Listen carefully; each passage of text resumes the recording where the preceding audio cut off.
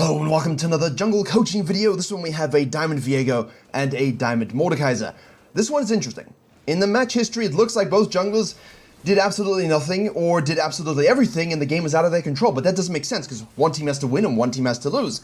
So in the comments, I want you to let me know, from the perspective of either Mordeksaier or Viego, who do you think could have carried this game? Or was it completely unwinnable, just one of the 20% you have to say, look, it's in the trash, never think about it, go next. Because I'm curious to see what they could have done in both cases to maybe carry this game out. So we do have a Rengar top lane, we have here an Ezreal versus an Annie mid lane, and we have the Viego doing what I can only assume is a very strange invade. I have to let you know that you can get the jungle video courses on Virkayu.gg for a 95% discount with the new membership program. Get access to the courses you need to achieve your goals by the end of Split 1 and for all of Split 2. Not only that, I'm also including a private Discord with this so that you can come and join me, get access to free coaching, free champion infographics, weekly lectures and Q&As, as well as a free video every week only released within the Virkayu.gg Jungle Club Discord. If you want to buy the courses standalone, you of course can still do that, along with the free jungle improvement PDF, the video courses, plus full access to the Discord. Virkayu.gg is even more a jungler's learning paradise. Click the link below to climb faster than Warwick chasing a 1 HP Jinx across the map. Versus Mordeksaier. Now we know the Mordeksaier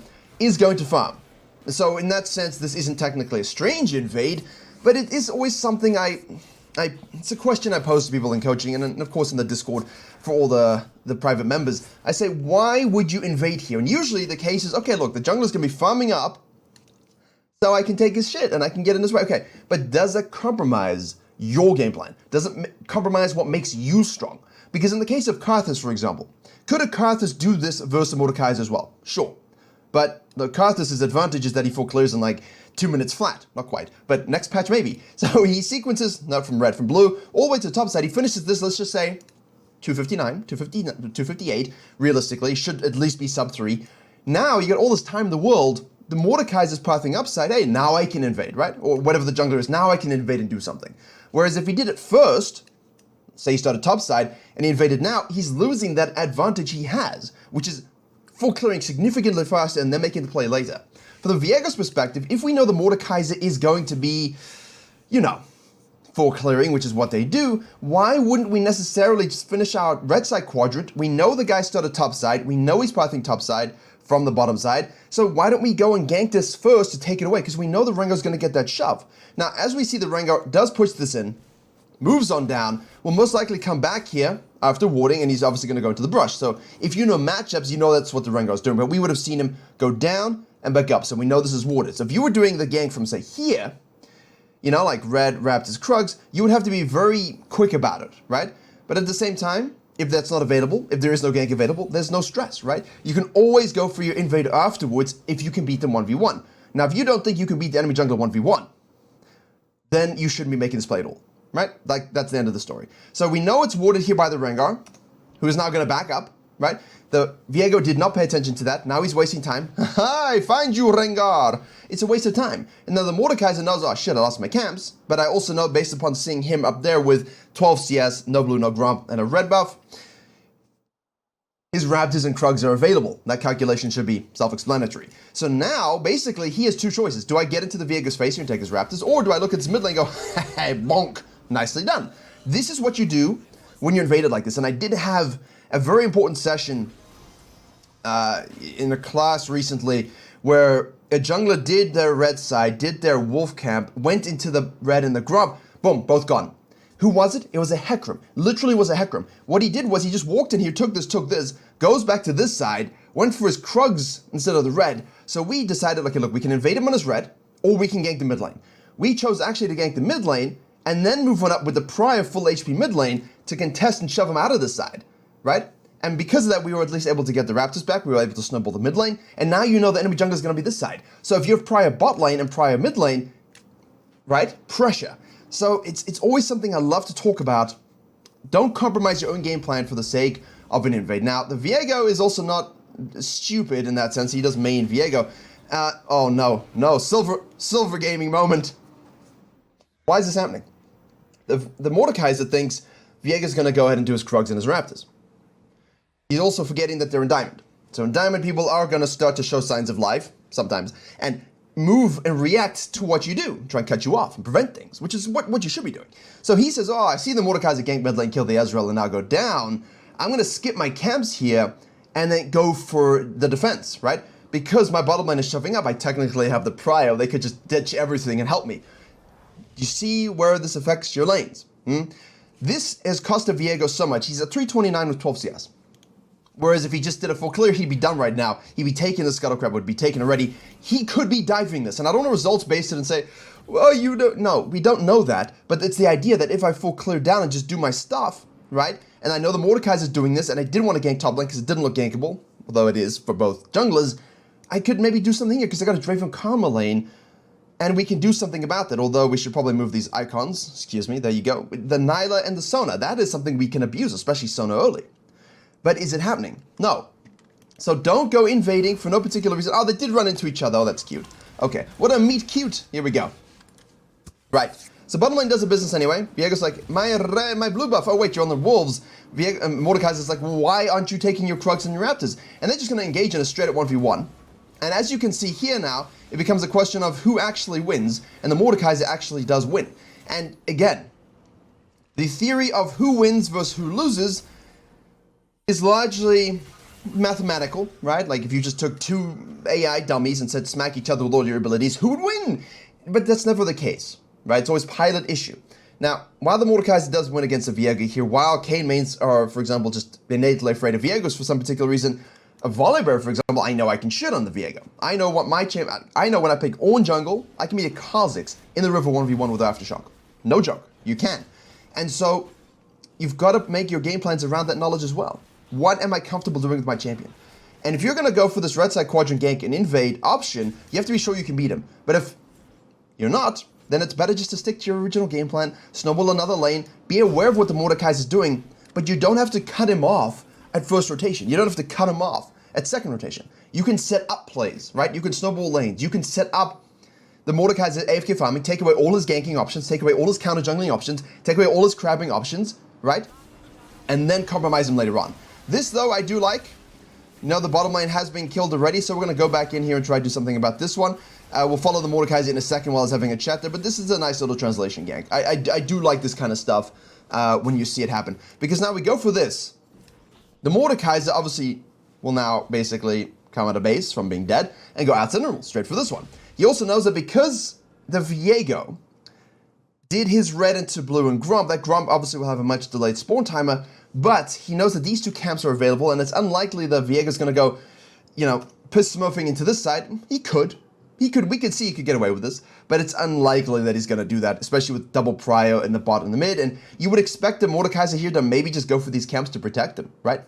So what he does is go for the outside rule on the Scuttle Crab, and then as soon as he thinks out loud to himself, hold on a second, if Viego's bottom side doing that Scuttle Crab, because, you know, I expect he will go to that position, why don't I go ahead and take his Raptors? And how do we know that the Viego's on the bottom side of this particular stage? Well, firstly, once you see him, you have visual confirmation. But secondly, purely because we know that that blue buff was available, all right?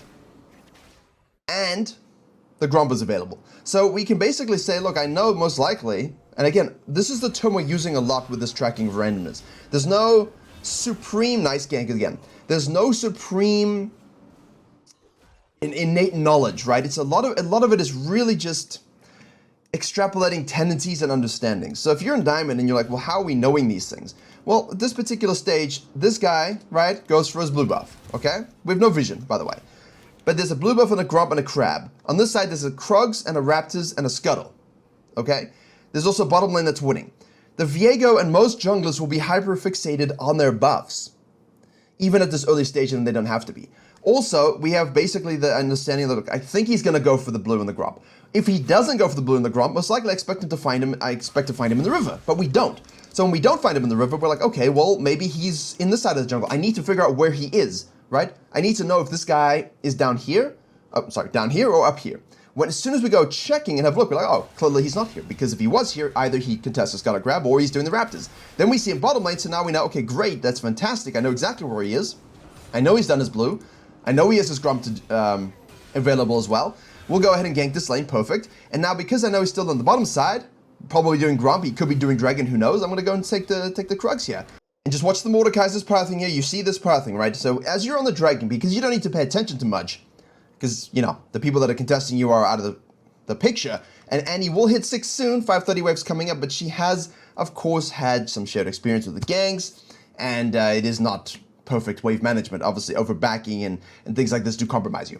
But we do know, you know, around 5 minutes 30 to, let's just say 6, you can expect level 6 dings. And if there aren't dings, some weird random stuff has happened. Roams, experience sharing, weird back timings, chunked, yada, yada, right? You don't always have to pay attention to those things. But from Mordekaiser's case, well, you have to pay attention to them, but you're not always going to know what the exact reason is for someone's delayed 6.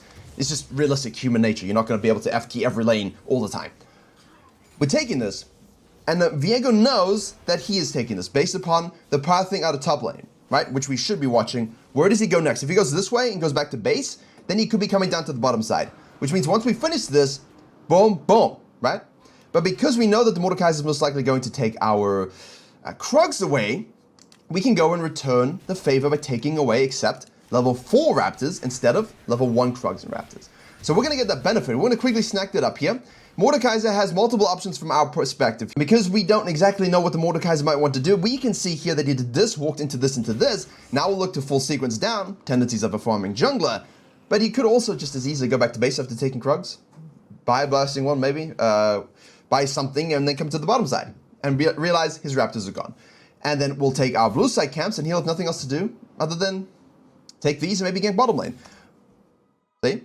But it's not worth the risk of going for Krugs. Do you understand why? Because if we go for Krugs and he did reset and bottom lane comes out base after being killed, and our bottom lane went back to base, we get fisted and it's doomed. So he sequences all the way down. We don't see this. We go back to our Grump, to our Wolves. But at the end of the day, I prefer what the Mordekaiser did by a huge amount. Why? Because he stuck to his game plan of full clearing. When he got cheesed, and it was unfortunate that he got cheesed, he basically just adapted appropriately, went to the mid lane, got a gank. Went counter jungling. Went for the 1v1 that he knew he could win, and Viego didn't. Didn't have prio, which means the player isn't exactly always big brain, but he still comes out ahead. Then he goes for the Scuttle Crab, thinking, okay, look, Viego's either up here or down there, I don't know. Most likely down there, but, you know, it's Diamond, he could do something random.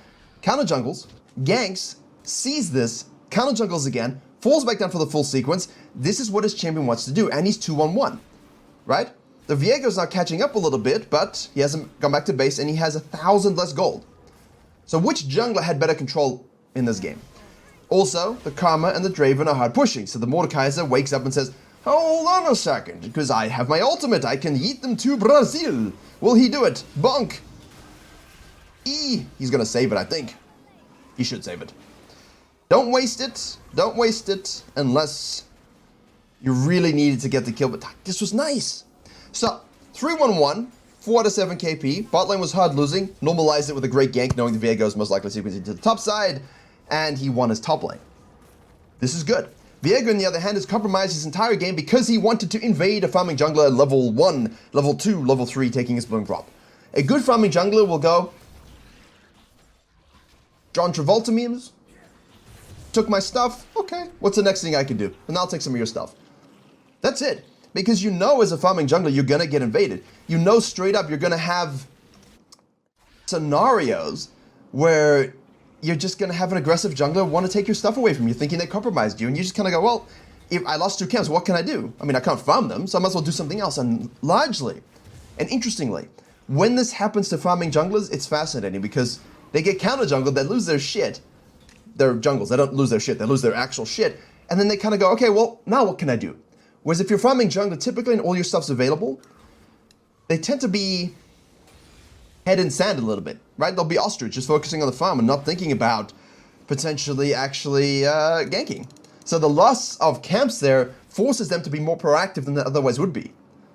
So you don't always get the benefit of the invade versus farming jungler archetype like that. It's important to think about all these things. It's tough, but that's why at the end of the day, unless your invade is like a 3-camper invade, because I know I can beat you 1v1, I don't like going buff invade, man. Like, it just, you lose so much time. We were 3 minutes 29 with 12 CS. We're collapsing on this guy here and dying. It's just, it's so compromising. We kind of take the safe route here because we just have 0 prio, 0 awareness. The Mordekaiser is now moving down. We hit this point here, so we'll know the Mordekaiser is up here 100%. So we can basically say, look, I'm a bit behind here. I haven't really snowballed any lanes at all. You know, I helped bottom lane a little bit, but then the Mordeksaier normalized it. So I'm going to basically swap to the bottom side here and try and get the Draven ahead with my Herald and the Dragon coming up. Mordeksaier says, well, I got fed Rengar, and I'm fed myself, and there's a GP who's disgusting, so let's do something about the sucker. There we go. Little E, little bonk, little auto, little W, and cinematic Ezreal ult. Pretty easy. Viego on the other hand says, okay, look, you're top side, I'm a counter jungle you. I'll take some camps. Now, do you think he gives a shit? He doesn't care. Look at this. Can we dive this? Kermit the Frog says out loud for some particular reason, and he's roaming from the mid lane. We have the numbers advantage, but no one uses it. And now you're asking me, hold on a second, Virkayu, why does he not use the Herald bot lane instead of counter jungling? It's a valid question. If Sona has ultimate, it's a little risky to dive it. But there's no reason we couldn't use it to get some plates, and we could use it to get some plates somewhere else. Let's see what he does do with it. Now, I'm okay with him counter jungling there and not forcing the Herald play, especially if you're worried about the Sona ult, you're worried about the Annie ult.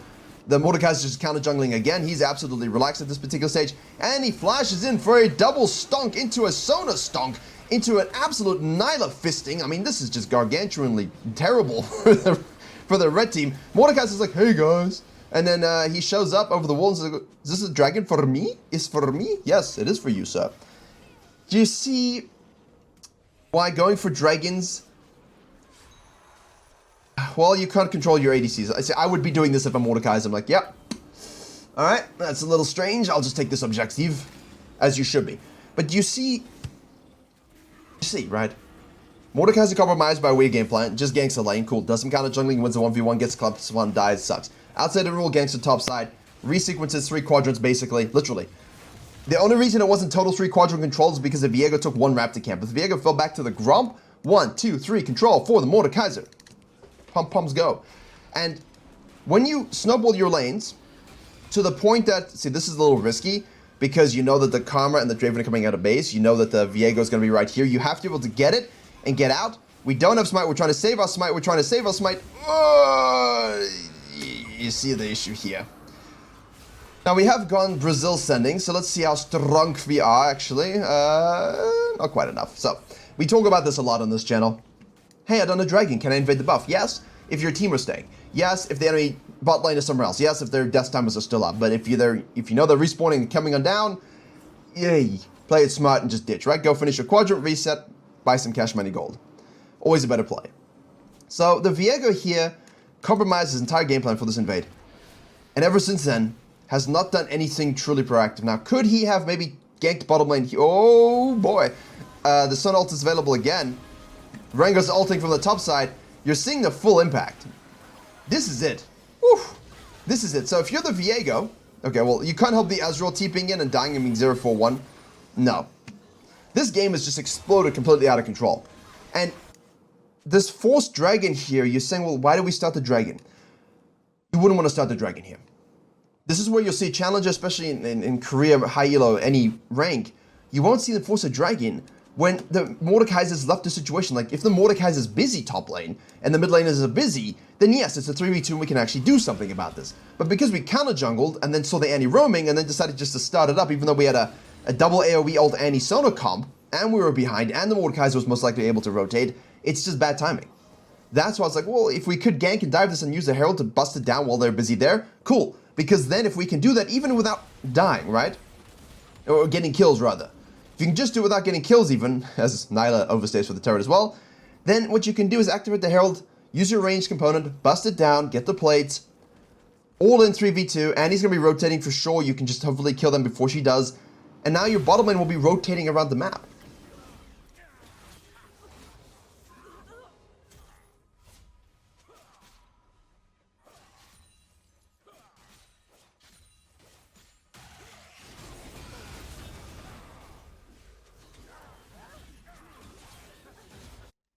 So, what do we think? I think the Mordeksaier won the jungle battle. I think there's a lot he could do to be involved in this game, and he is involved in this game. But at the same time, you know, we all have those jungle games where basically you just say to yourself, my work here is done. And you control the camps, the counter jungling, the enemy jungler, you get the neutral objectives, you push waves, you set picks, you play around to win cons, and you just win freely. These are the best games. Because you know that the Rengar is fed because of you. You know that the Annie got fed because of you. You lost your blue buff and your Gromp, but you won mid lane already. Like level 3 gank, boom, Ezreal died. That's it. We had control. Bottom lane was hard losing, but we offset that with a nice timely gank with the Viegos on top side taking the Herald, which was of course wasted and not used. And now Rengar's going mega deep, and he's mega fed, and this is the point of using your mega lead. And I think this is what people don't understand a lot about. Well, he did die and give a shutdown, but this is what you're trying to do when you have a big lead. You want to push it. Now, you don't want to push it an int, obviously. You know that, though. Nice E. Rotation from the Nyla there. Ezreal ults doesn't really do anything to anybody. Yeah, they just have such a big lead at this point, but yeah. The idea is to push into their jungle, ward it up, and all that good stuff we always talk about. Free Herald. Gold. 5.4 to 7.1. It's not really that big. Like, it could be bigger. Are we just gonna run in and fight this guy over the Herald? Kinda dig it. You're gonna lose the game anyway. Ezreal's dead. TPing in is the GP. Oh, goodness gracious me. Nyla's now one of the most... She's 1-5 and 8, right? But she's 5.6k gold.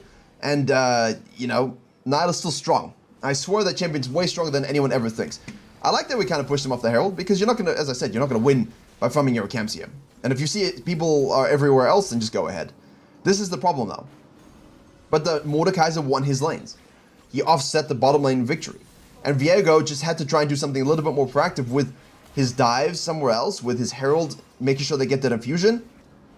And he just didn't really... Oh, he just didn't do anything. And this is top laners. Top laners, you guys complain about no macro. This is it.